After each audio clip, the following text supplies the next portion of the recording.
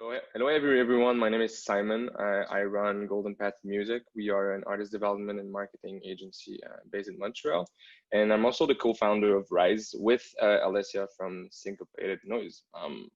The idea with this was basically to create an event where artists and independent, people from the industry could attend and learn and progress. The idea was also to make it as like a physical event, but obviously with the situation right now, well, that's not possible. So we thought we might as well do it online. So yeah, that's about it. Your moderator for today is going to be Rob. I think you guys all know Rob. The panelist.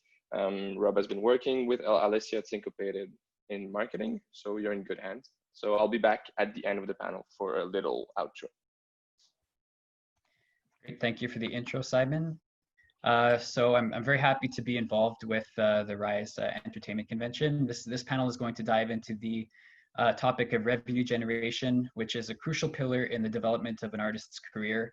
Between radio, television, streaming platforms, video games, and grants, there are many opportunities for artists to generate income and fund their musical projects.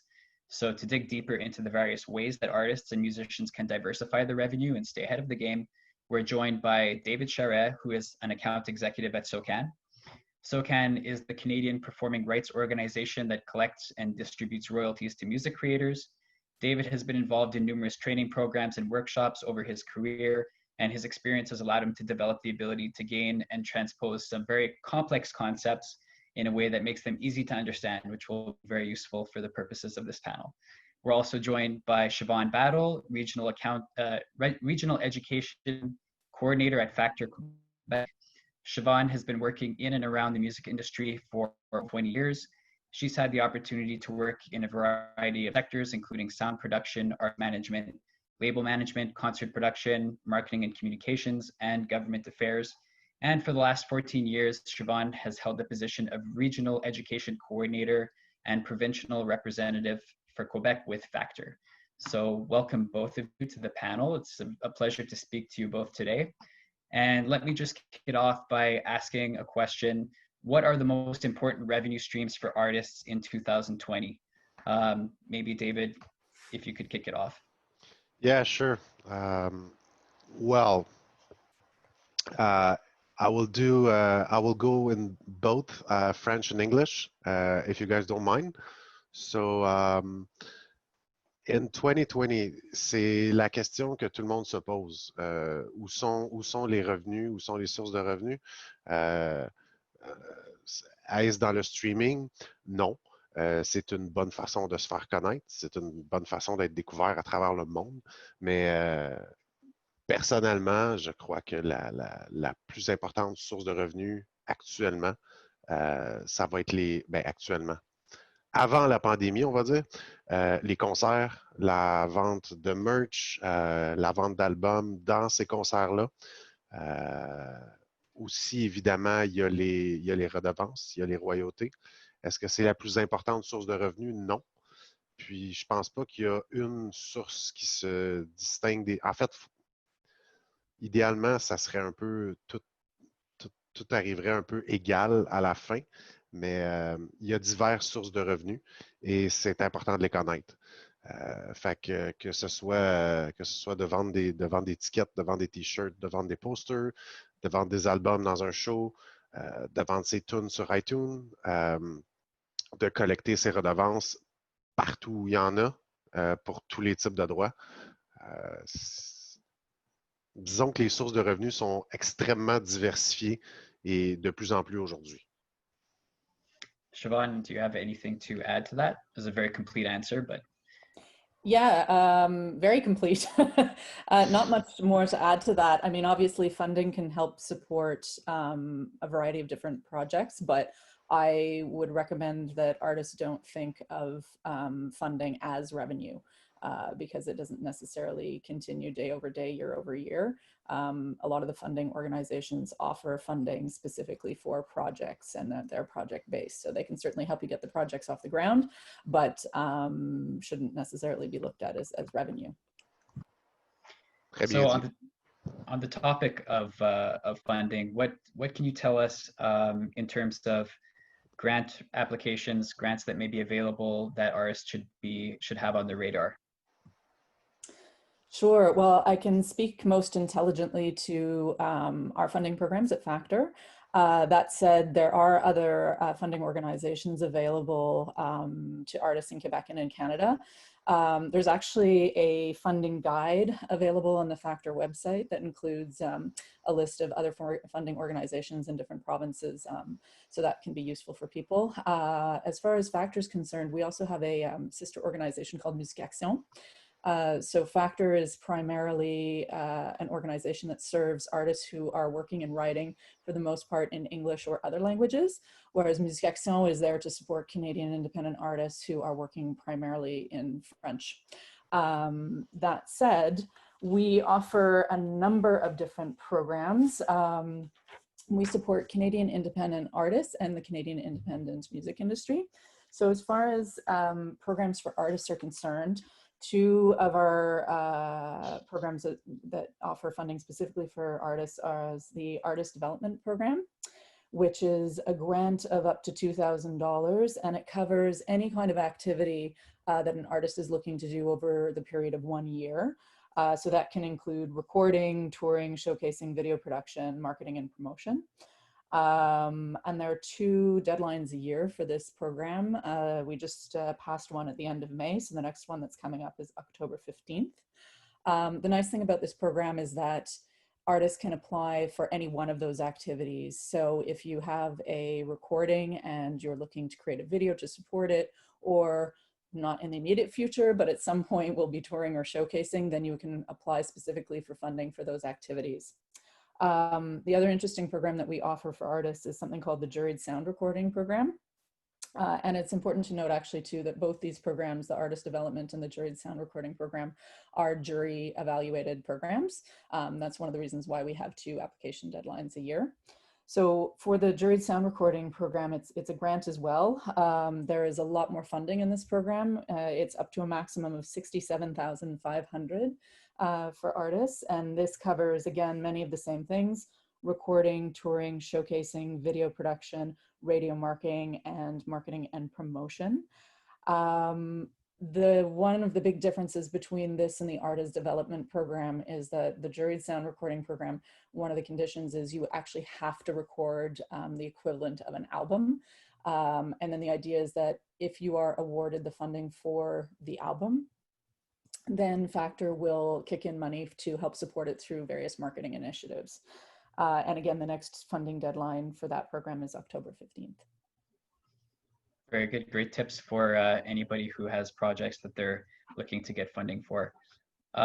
David, you mentioned in your first response that the rise of streaming is probably not a solution for artist revenue generation, but obviously it's become a huge factor in the musical landscape. And how has it impacted the way artists are making money through their music? Question très intéressante.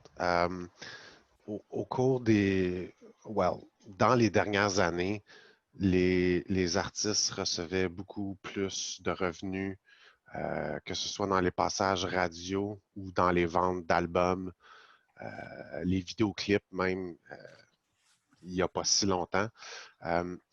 Aujourd'hui, quand le streaming est arrivé, c'est une question, mon Dieu, que depuis que j'ai commencé à la SOCAN, depuis que j'ai commencé à travailler là, le streaming c'est comme une bête noire, c'est comme un puzzle, mais en même temps, c'est le futur, puis c'est accessible à tous.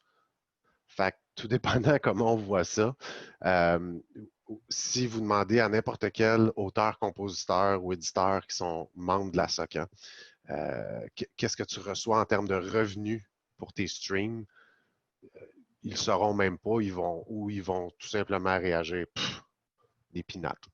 Peanut est devenu un mot très à la mode d'ailleurs dans l'écosystème musical au Québec.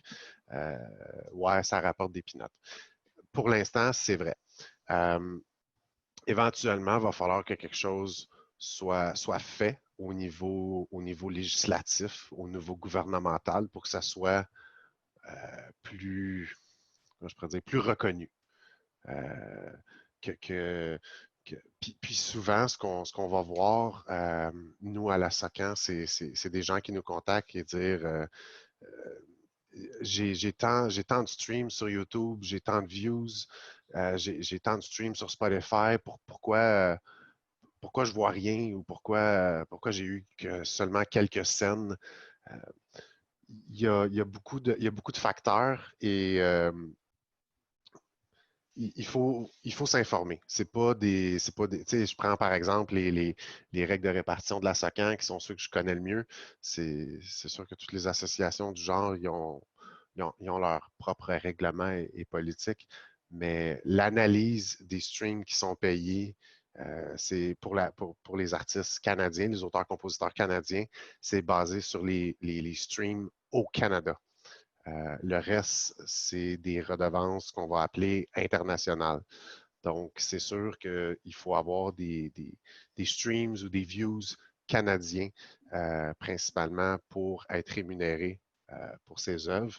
Mais encore là, il faut que les taux de revenus, si on veut, soient plus élevés, plus considérables. Do you think that things are headed more into that direction, or do you see a positive future when it comes to making money through streaming? Il faut. Est-ce que c'est utopique de penser ça? Peut-être, mais en même temps, non. Parce que c'est là que les gens consomment la musique aujourd'hui. Est-ce que ça relève de vous, de moi, de notre audience? Je pense pas. Je pense que c'est à un palier un petit peu plus haut, mais il faut que cette source de revenus-là soit bonifiée ou je vais dire mieux reconnue dans le futur. Donc, est-ce qu'on voit l'avenir positif? Oui, parce que est-ce que ça peut être pire qu'actuellement en termes de revenus? Non, je pense pas. Fair enough.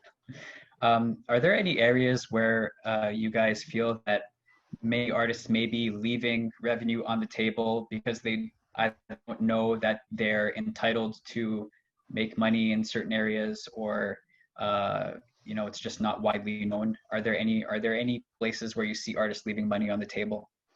Maybe Shevaughn, I'll turn it back to you. Yeah, Shevaughn, if you want to start.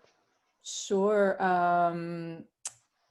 I'd say publishing is an area that is often forgotten in terms of licensing music for video games, for TV, for film.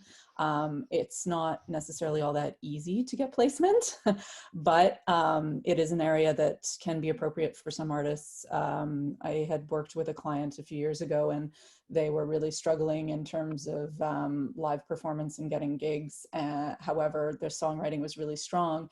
And so they looked into licensing, and they actually ended up getting quite a bit of pickup in LA for placements in TV shows and even in one film, I believe. So that's one area that I think is sometimes overlooked. David? Yeah, sorry, I was reading one of the questions. Robert, can you just put me back into the question, please? Yeah, the question was, are there any areas where you see a lot of artists leaving money on the table where they could be making it? Yeah. Shevaughn was right with all that she said, and also our artists, I think, are leaving revenues on the table because they don't all know where they have revenues. Lorsqu'on reçoit des appels à la SOCAN, au 1-800 SOCAN, par exemple, des gens qui posent des questions, ils ne savent pas qu'ils ont des droits ou ils savent qu'une partie des droits. Ils savent qu'ils ont des droits en tant qu'auteur-compositeur, mais ils ne savent pas qu'ils ont des droits en tant qu'autoproducteur, par contre, ou interprète, ou musicien pour des shows. Donc, il n'y a pas vraiment de recette magique. Le meilleur conseil, si vous demandez à n'importe qui, c'est d'être informé et de rechercher et de poser des questions. Donc, si vous êtes un auteurs, compositeurs, interprètes et musiciens, vous faites des shows, vous produisez vos propres albums, vos propres chansons. Il y a plusieurs droits, donc plusieurs redevances, donc plusieurs montants d'argent auprès de différents organismes qui peuvent vous être collectés et vous être payés. Fait que c'est important d'être informé là-dessus. Puis si je parle juste en termes de SOCAN, sans nous égarer, là, un auteur, compositeur et interprète qui va contacter la SOCAN, si on demande à la plupart, ils ne sauront pas que si vous déclarez vos setlists après chacun de vos shows, vous pouvez être payé pour ces shows-là. En fait, c'est les auteurs-compositeurs qui sont payés pour les concerts à travers les différentes licences qu'on émet aux promoteurs, aux venues, aux festivals. C'est de l'argent, je dirais que c'est pas la plus méconnue, là, parce qu'on essaie de faire autant de bruit qu'on le peut avec ça. D'ailleurs, il y a une campagne qui va être relancée sous peu par la SOCAN qui s'appelle Get Set, Get Paid, où basically we run after setlist for shows that we receive money, but we don't have the setlist to distribute the royalties. So if I had one advice, the first thing to look is the concert without setlist section on your SOCAN portal for any of you who are SOCAN members. Great tip. That's really an important thing that artists should be aware of. What do you guys recommend strategies for artists to balance the creative and business sides of the music industry? Obviously, they go hand in hand, but it can be difficult to separate one from the other, especially when you're a creative type of person who really likes the artistic side and might struggle with the business side of things. Yeah, it's a great question, and it's not an easy one to answer. So I'm going to do my best. I unfortunately at Factor, and I would imagine at other funding organizations, we often see this struggle in that some of the applications, so one in particular, actually the juried sound recording program that I mentioned earlier, requires that the artist submit a marketing plan. And unfortunately, one of the main reasons why applications are declined funding in that program is because the marketing plan is not strong enough. So clearly, you know, the emphasis for artists is on the creative side, and that's really where energies should be placed, and that's where, you know, the talent is. But there is a business side of it that has to be taken care of and looked at. So what I would advise is do as much research as you can, educate yourself as much as you can. There are tons of resources online, but there are also tons of resources online, which is a challenge. But even attending events like this and other conferences and festivals and gaining as much knowledge as you can is really important. And I would say even reaching out to organizations like SOCAN, like Factor. We have people at the organization who are there to answer questions. We at Factor also do a number of free outreach events and info sessions and workshops. So the more that you can learn about the business side of the industry, the better. In some instances as well, you can really benefit from having a team to support you. And that doesn't necessarily mean you have to go out and get a manager right away. Of course, having a manager certainly helps, but even just, you know, people in the industry that can help you with information and point you in the right direction, and even help you write the marketing plan. Some people look to hire grant writers. There are benefits to that, of course. You're hiring someone who knows how to do this and has done it before. There are some challenges with that as well, though. And in the end, really, this is your career.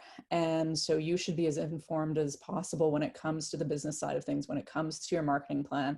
So we do advise artists, even though it could be daunting, to try and write their own marketing plans, because they're ultimately going to be responsible for the success of their project. So the more that they know, the better. David, what do you think about balancing creativity and making money? Écoute, la réponse de Shevaughn ne pouvait être plus parfaite. J'aime beaucoup le point que tu soulèves, Shevaughn, en termes d'événements gratuits, information comme celui qu'on a aujourd'hui. S'il y a une chose à retenir, c'est quand vous voyez des événements gratuits comme ceux-là, des sessions d'information, des ateliers, allez-y, inscrivez-vous, puis supportez-les, parce que c'est comme ça qu'on apprend. C'est pas juste un atelier, un panel, c'est tout ça mis ensemble à un moment donné qui fait qu'on devient informé. Maintenant, est-ce qu'on est tous des businessmen? Non. Est-ce qu'on est tous des fervents de l'administration, puis des deadlines, puis de la paperasse? Non.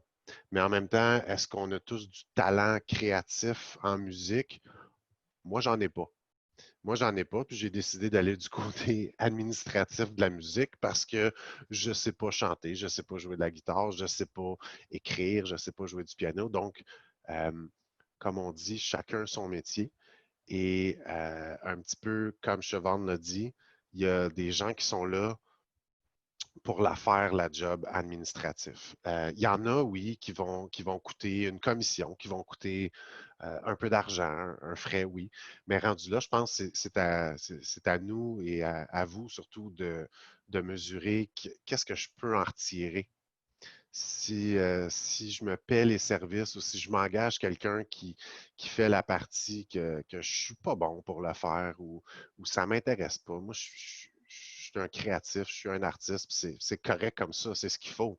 Mais il y en a d'autres que eux, ce qu'ils aiment, c'est les metadata, c'est les deadlines, c'est les formulaires, c'est les PDF, c'est les fichiers Excel. Donc, entourez-vous de gens qui peuvent un petit peu faire le côté business si vous êtes pas capable ou si vous avez juste pas envie de le faire, parce que ça existe, ces ressources-là. Shevaughn, I wanted to ask you a question specific to grant writing because you mentioned marketing plans being a weak link sometimes for certain applications that you've may have seen. What are some of the biggest mistakes that you see from artists who are submitting grant applications? So I don't want to repeat myself, but the marketing plan that consistently seems to be the biggest challenge for most artists who are applying, and even any kind of plan in general. So for our artist development program, you don't have to submit a marketing plan, but you do have to submit an artist development plan. So it's not as daunting. It's not going to take you as long to write it, but your plan has to be really clear and concise. And whether you're writing an artist development plan, any other kind of plan, or a marketing plan, one of the biggest things that I consistently see is that artists are able to quickly identify what it is that they want to do, but don't include information about why they're doing it and why it's important. What is it going to get them in the end? How is it going to help them reach their goals? And even more important than that, the how. So for instance, if you're going to record an album, great. Why are you recording the album? Is it a second release, a third release? Is it your first release? Is it something that you want to release commercially if you're recording an EP or a series of singles? Do you want to release them? Do you want to look for an agent, a manager? What are your goals for each element that you're applying for? And then really the how are you going to do it? So detail is really important. And especially for our juried programs, that's what the members of the jury want to see. Because that shows that your plan is really thought out and you can now go and start to execute your plan. So when I talk about details, if we're looking at a recording project, then, okay, how many tracks are you recording? Have you written them yet? Where are you recording? Are you recording at home? Are you going to a studio? Are you hiring a producer? Are you self-producing? What's your timeline for your recording and your release? Who's mixing? Who's mastering? Are you hiring any session musicians? All of these details are really important, and that I would say would apply to everything, every aspect in your marketing plan or every aspect in your plan, whether it be touring, video production, marketing and promotion efforts, whatever it is, detail is super important. I'd also say, especially for Factor, don't leave the application to the last minute. That really negates all the work that you're doing in the planning, because if you're leaving it to the last minute, then you haven't had time to plan and prepare. And then again, I referenced this before, but ask questions. If you're not sure, ask a question. Call me up, send me an email. My contact information is on the Factor website. Call my colleagues at the Factor head office in Toronto. And if your application is not recommended for funding, we ask that the jurors provide feedback. So ask for that feedback, because that's going to help you moving forward. It's going to help improve your project, and it will help your chances when you reapply the next time. Très bon point, ça. Yeah, I think we have time for one more question before we turn it over to the Q&A. I wanted to know what advice you guys have for artists and musicians that may be struggling financially right now due to the circumstances that we're experiencing with the pandemic. David, I'll start with you. Excellente question. Probablement une question que beaucoup de gens se posent, pas juste dans le milieu artistique, dans bien des milieux. Faites des recherches, appelez partout où vous pouvez et questionnez partout où vous pouvez. Quand vous voyez des trucs circuler sur les médias sociaux, comme je vais parler par exemple pour la SOCAN, tout récemment, on a lancé un programme qui s'appelle Encore pour les shows qui sont diffusés sur Internet. On avait débloqué un fonds d'argent pour rémunérer ces shows-là comme si c'était des shows dans un physical venue, des vrais shows finalement.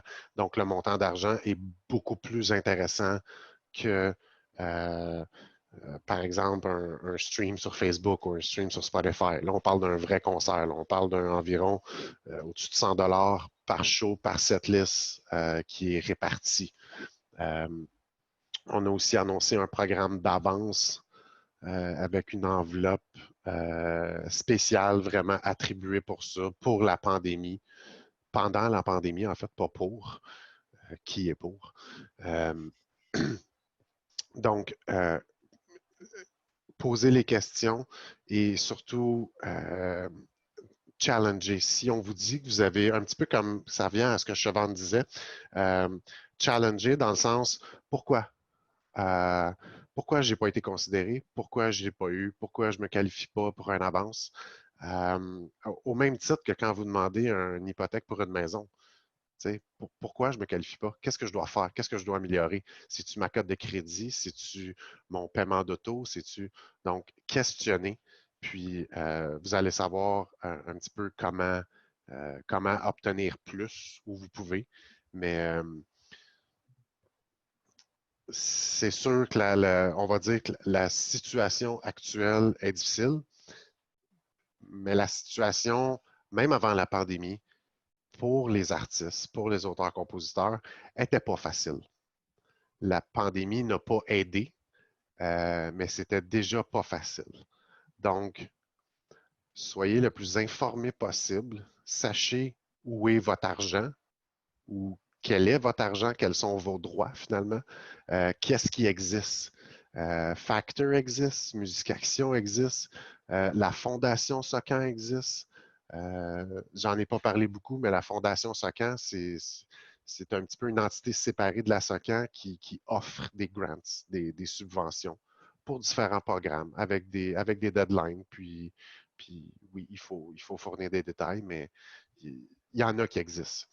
Il y en a-tu assez? Peut-être pas, mais il y en a qui existent et sont là. Donc, renseignez-vous bien. Great answer. Shevaughn, anything to add to that? Yeah, David, that was that was pretty, covered a lot of ground there, and completely agree with everything. The only other thing that I would recommend people look into is the Unison Benevolent Fund. This is a Canadian organization that supports artists and musicians. They have a great list of resources on their page, so you can link to all kinds of other information. They do also have an emergency assistance fund as well.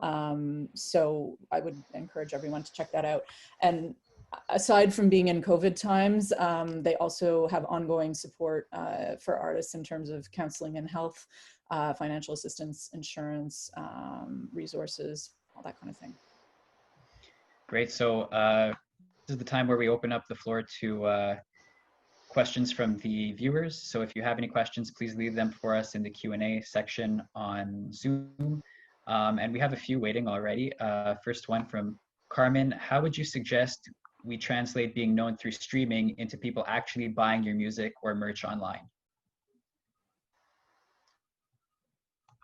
I don't know who would like to take that away.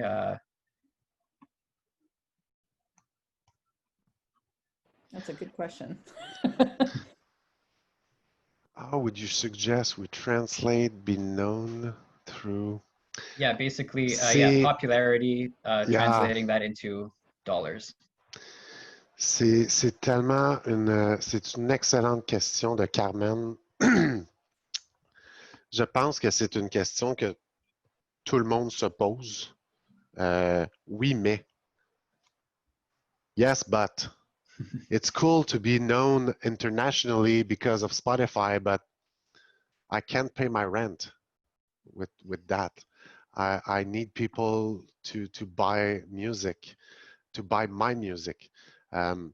Et je pense que ça revient un petit peu à, bon, il y a des décisions qui doivent se prendre, il y a des niveaux en termes de royauté, de redevance qui doivent être revus parce que c'est,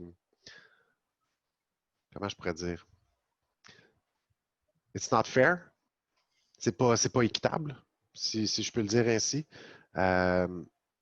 Les gens peuvent écouter votre musique à travers le monde pour $9, $9,95 per month, je pense, or for free, si vous écoutez des pubs à l'occasion. Mais comment traduire ça en vente? Si quelqu'un connaît la réponse, je pense qu'il y aura beaucoup de gens intéressés à la connaître. Parce que c'est toute qu'une recette. Completely agree. Yeah, it's probably one of the most difficult questions to answer, but it's also obviously a great question.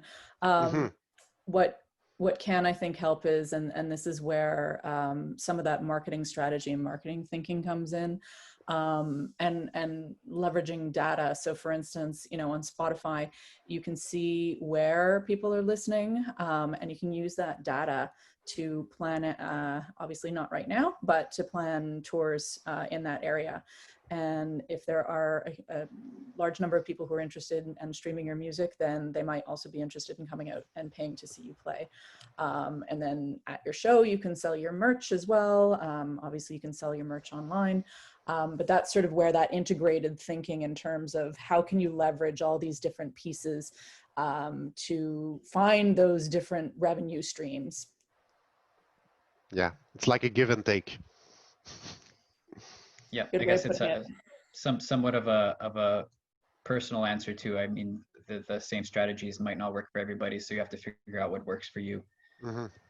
100%, yeah. Another question, this one from Sergio. It's a multi-part question, but I'll start at the beginning. Given that streaming royalties are pretty much set by the services themselves, how do you see artists or labels being able to negotiate better rates, and where is their leverage?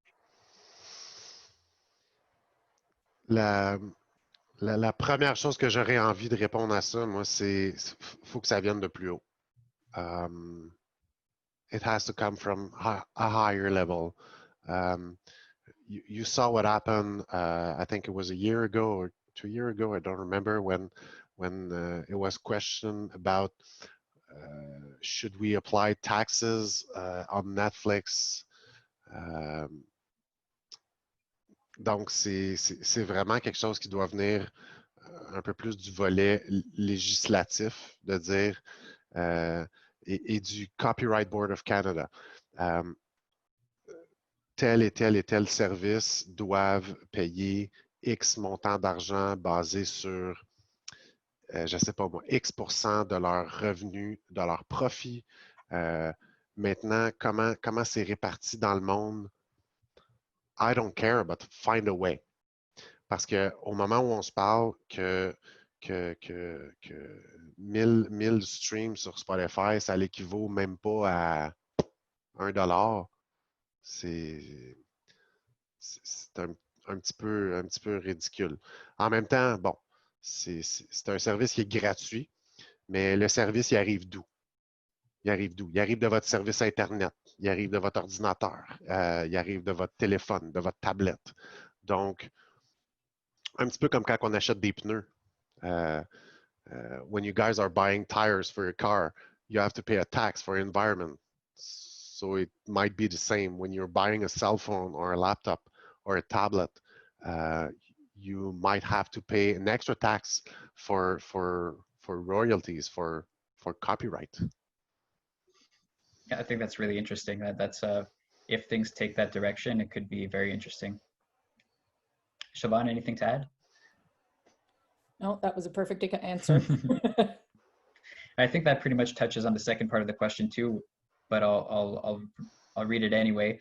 It seems that media companies in general are less willing to pay for music. How can this trend be reversed? Or if it can't, where do you think musicians will be able to find sustainable sources of revenue?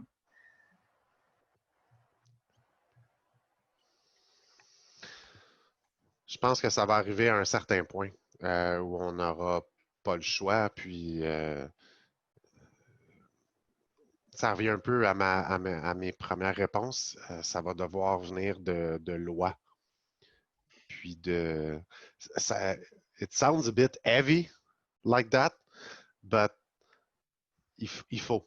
Vous savez, quand les CD vierges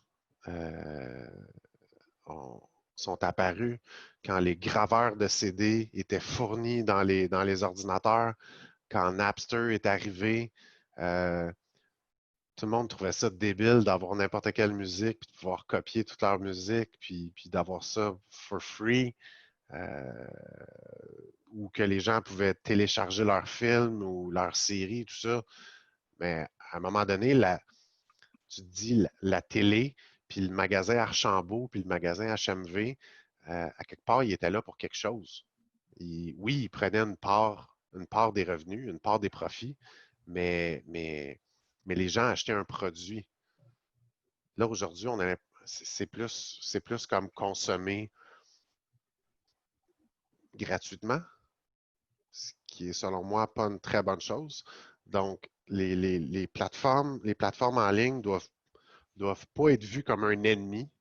Ça, c'est sûr, parce qu'ils servent à se faire connaître, puis à se faire découvrir par des marchés qu'on n'aurait jamais cru pouvoir percer. Des fois, on regarde des artistes québécois francophones qui font du folk, puis qui sont découverts au Vietnam par des séries télé qui disent « Je vais prendre cette musique-là de cet artiste-là du Québec, puis on va lui envoyer, on va le contacter pour dire « Hey, je veux ta tune pour ma série ou pour même le thème de mon film. » C'est incroyable, là. Sans Internet, sans streaming, ça n'aurait jamais pu arriver. Cela étant dit, il faut des meilleures conditions quand ces chansons-là sont entendues par le reste du monde, je pense. Great. Well, listen, I want to thank both of you for joining us. Your insights are extremely valuable. And Simon is here, so I think we're going to close it off. And thank you both. Thank you. All right, guys. So I'm just going to do a really quick conclusion. Thanks for having you. It was super, super good. We've been doing this basically to get into the mind of artists who are not basically where they want to be. So we want to make this event next year. We wanted to make a physical event, and basically that's what we wanted to do for this year, but hey, COVID happened. So if any one of you would like to give a donation, you can go to risemontreal.com. The link is there. We accept anything basically. And thank you, Rob, for moderating this panel. We have one last panel in 20 minutes about the entertainment industry and COVID. I think it's going to be super interesting for you guys to actually stay for this one. So we'll see you in a bit. Thank you so much and have a good one. Thanks. Thanks a lot. Merci. Thank you.